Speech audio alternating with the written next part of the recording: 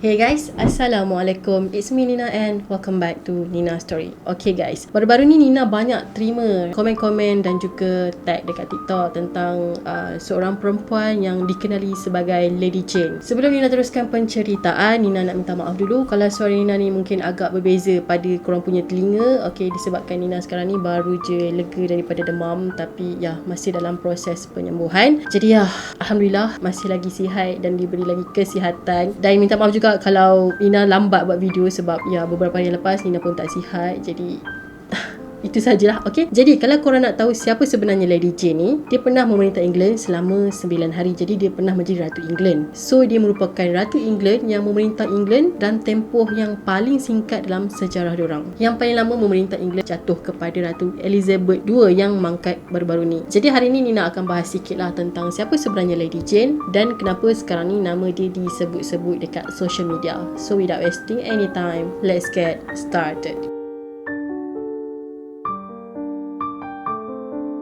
Jadi nama sebenar Lady Jane adalah Lady Jane Grey, atau dia juga ada nama gelaran lain iaitu The 9 Days Queen. Jadi The 9 Days Queen ni merujuk kepada selama 9 hari dia memerintah England. Dia ni juga merupakan kerabat diraja dan pernah menjadi Ratu England pada tahun 1553. Dia telah ditabah menjadi Queen ataupun Ratu England pada 10 Julai tahun 1553 atas alasan ataupun usaha untuk mendapatkan kepercayaan golongan Protestan di England. Mostly golongan tadi memang tak menyokong Queen Mary I yang merupakan saudara tiri kepada Raja Edward untuk menjadi next Queen. So diorang pun telah melantik Lady Jane untuk menjadi ratu yang seterusnya, semata-mata untuk mempergunakan dia, ataupun dia ni boleh dikatakan sebagai mangsa perebutan kuasa. And then pada 19 Julai, selepas 9 hari dia menjadi ratu, dia telah digulingkan pula. Dan inilah yang telah menyebabkan dia telah memegang rekod memerintah England dalam jangka masa yang sangat singkat. Sebelum Nina cerita lebih lanjut tentang apa yang terjadi dekat dia, so Nina akan cerita sikit lah latar belakang Lady Jane ni. Lady Jane telah lahir pada bulan Oktober tahun 1537 dan merupakan anak kepada Henry Grey dan juga Lady Frances. Mak Lady Jane ni sebenarnya anak kedua kepada Ratu Mary dan merupakan cicit kepada Raja Henry VIII. Mak ayah Lady Jane sebenarnya memegang kuat kepada kepercayaan Protestan yang baru dibawa oleh Raja Henry VIII pada masa tu. So Jane merupakan anak sulung dan dia ada juga lagi lah 2 orang adik perempuan, dibesarkan oleh ajaran tadi oleh mak dan ayah dia. And then bila Raja Henry ni telah mangkat pada tahun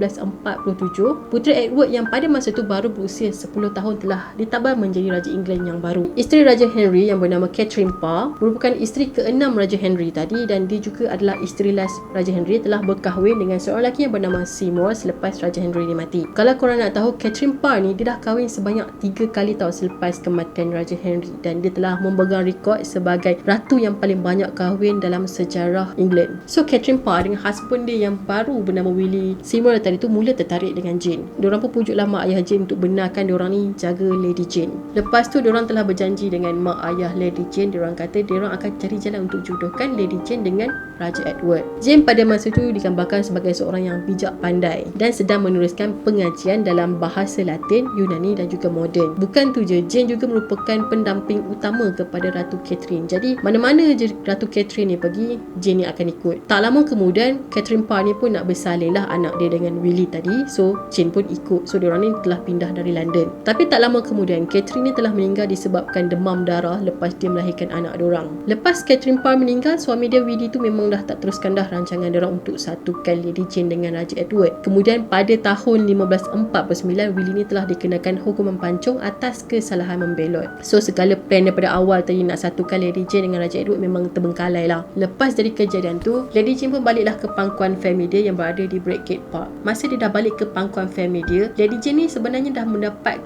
perhatian daripada golongan Protestan dan diorang berharap yang dia akan berkahwin dengan Raja Edward. So pada masa yang sama, kalau dia kahwin dengan Raja Edward, pengaruh Protestan ni akan meluaslah, akan semakin kuat dekat England. Penasihat Raja Edward sendiri pun dah ke Perancis semata-mata untuk mencari isteri kepada Raja Edward. Sebab apa? Sebab pada masa ni Raja Edward dah gering dah, orang kata dah sakit dah. So dia punya tahap kesihatan dia tu dah semakin merosot. Maksudnya dia punya jangka hayat dia tu dah tak lama dah. Geng-geng Protestan ni pula pada masa tu, diorang dah mula risau tau. Kalau Raja Edward tadi mati, kemungkinan Mary I ni akan jadi pemerintah yang baru, akan jadi Queen kepada England. Mary I ni pula dia memegang pemahaman Katolik. So memang berbezalah dengan kumpulan yang memegang ajaran Protestan tadi. Tapi pada Mei tahun 1553, Lady Jane telah berkahwin dengan seorang lelaki yang bernama Lord Dudley pada usia dia 16 tahun. Kalau korang nak tahu, pak mertua dia tu merupakan penasihat kepada Raja Henry VIII tadi. Perkahwinan anak dia dengan Lady Jane tadi tu adalah sebahagian daripada agenda dia tahu. So dalam keadaan yang macam terdesak nak mencari pengganti ataupun pemerintah yang baru, penasihat Raja Edward tadi tu telah meminta Raja Edward untuk meletakkan nama Lady Jane sebagai next Queen, okay, ataupun sebagai next pemerintah lah. Jadi Raja Edward pun fikir, dia pun akhirnya setuju untuk meletakkan Lady Jane sebagai pewaris yang seterusnya. Itu pun selepas beberapa minggu sebelum dia mati. Lady Jane pula, dia memang tak nak jadi ratu, sebabnya dia kata dia dah selesa dengan apa yang dia ada sekarang. Lagipun dia tahu yang dia memang tak layak untuk menjadi ratu, sebab tu bukan, bukan tempat yang sesuai untuk dia, dan dia memang tak ada hak langsung. Tapi suami dia pujuk dia juga, sebab dia kata isteri dia memang layak dan berhak untuk mendapat jawatan sebagai Ratu England. Kemudian pada 10 Julai tahun yang sama, iaitu selepas 4 hari Raja Edward ni mati, suami Lady Jane tadi telah pujuk Lady Jane untuk mengambil alih menara London, iaitu tempat diorang ni untuk memerintah. Pada masa ni jugalah Mary I tadi telah mengisytihar dia adalah Ratu England yang seterusnya, Ratu England yang sah. Pengikut-pengikut Mary I pula telah berkumpul dan memberi sokongan kepada Mary I untuk menjadi ratu. Pengikut-pengikut Mary I juga telah mempertikaikan dan mempersoalkan kedudukan suami Lady Jane, sebab dia bukan keturunan kerabat diraja, dia just keturunan duke sahaja tau. Tapi Lady Jane explain, dia kata dia dengan husband dia takkan jadi pemerintah bersama, dan suami dia tetap duke, takkan mengubah status suami dia. Pada masa ni pak mertua dia tadi tu memang dah frust dah, sebab dia punya plan nak jadikan anak dia tu sebagai pemerintah England dah gagal tau. Selama 9 hari Lady Jane telah menjadi Ratu England. Akhirnya dia telah berjaya digulingkan oleh penyokong-penyokong Mary I. Kemudian Lady Jane telah dipenjarakan dekat Tower Green, dan suami dia pula dipenjarakan dekat menara yang lain. Suami Lady Jane telah ditangkap sebabnya dia dipercayai merupakan dalang kepada masalah ni. Masa Lady Jane dengan suami dia tu terpenjara dekat menara tadi, pak mertua dia tadi telah pun dikenakan hukuman pancung. Sebabnya selepas diorang siasat, selidik apa semua kan,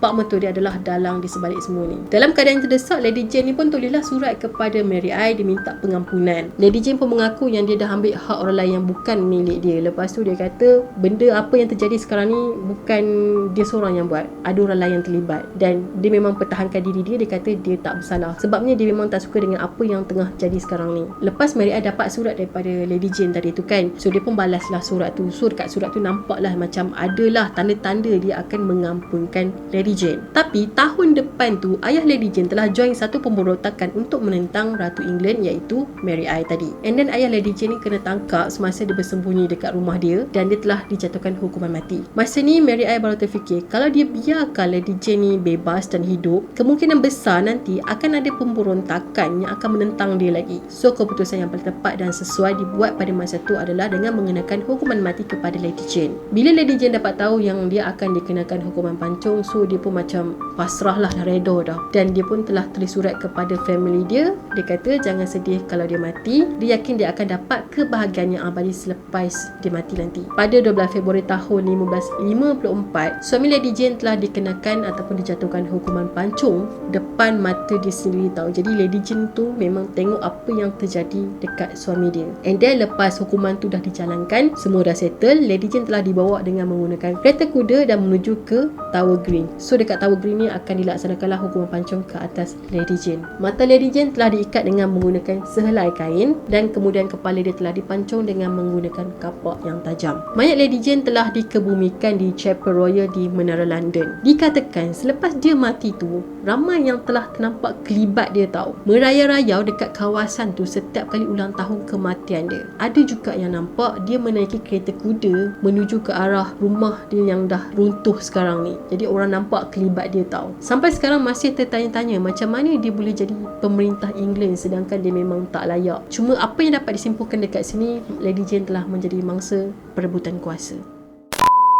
Okay guys, itu sajalah sedikit kisah tentang Lady Jane yang telah menjadi mangsa perebutan kuasa, disebabkan pada masa tu dia tahu yang dia bukan layak pun untuk menjadi Ratu England yang seterusnya, tapi disebabkan tamak kuasa nak dia jadi jadi Ratu England, dan akhirnya benda tu telah memakan diri dia tahu, dan dia telah dikorbankan. Sepatutnya orang yang gila kuasa itulah yang terima benda tu je kan. Lady Jane ni tak perlu. Tapi ya, disebabkan diorang, Lady Jane ni paksa terima takdir dia yang sangat tragis dan menyedihkan. Okay guys, itu sajalah perkongsian Nina untuk hari ini. Nina harap korang suka. Yang belum lagi subscribe channel Nina, korang boleh subscribe di bawah dan turn on notification juga. Dan jangan lupa untuk follow Nina di Instagram. Kita akan jumpa lagi in next video. Bye bye. Assalamualaikum.